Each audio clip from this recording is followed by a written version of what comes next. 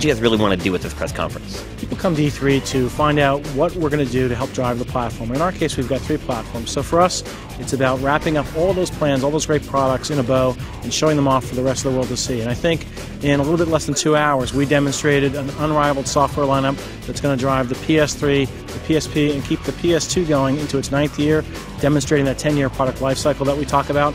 At the same time, we talked about a lot of momentum behind the PlayStation Network and found time to introduce a new hardware unit, the PSP Go. Let's talk about the PSP Go. You guys have obviously redesigned the PSP several times already. Why did you decide to do it again? From our perspective, we know that consumers are becoming more and more comfortable with digital. And as Kaz talked about, we've talked to the development community, we've talked to consumers and asked what they wanted.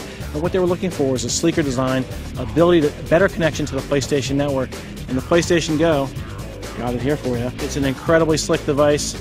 It's a product that is going to target the guy and gal that are very comfortable downloading digital content and taking advantage of the new media interface, Media Go, which allows you to have a digital locker so you can store that data. 16 gigs on a flash drive in here, plus memory stick micro for expandable storage. So it's a really sweet device that we think is going to be taking the market by storm coming October 1st. Now, what about the people like me who has this huge UMD collection?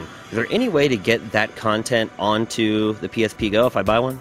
We're actually looking into that, and we know that people do have a library. The good news is that library doesn't go away, and if you've got the library, you've probably got a PSP. We're looking into that to see if there's some way to get those files converted to a digital format as well. Now, what are the differences sort of physically between the Go and the PSP? I know the screen size is a little bit smaller on the Go, right? It's a tiny bit smaller, but basically this is a lighter unit. It's a smaller unit. It's 40% lighter than the first PSP to come out. Popping into your pocket is no problem. The screen size really maintains that same fidelity of the PSP screen. Great for gaming, great for watching movies. The other thing that we talked about is that tighter connection to the PlayStation Network.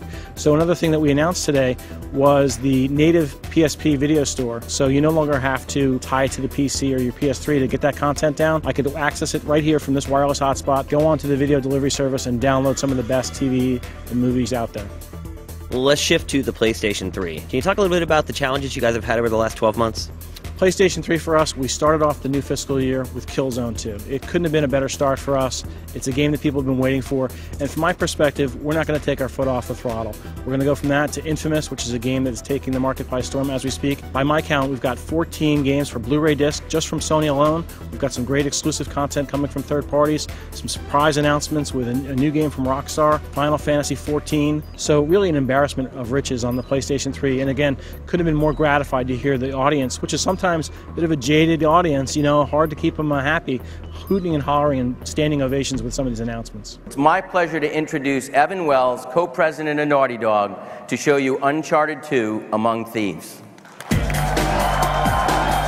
Now, would you agree with me that software really hasn't been a problem for you guys the last year and a half? You guys have really put out a steady stream of really great games, right?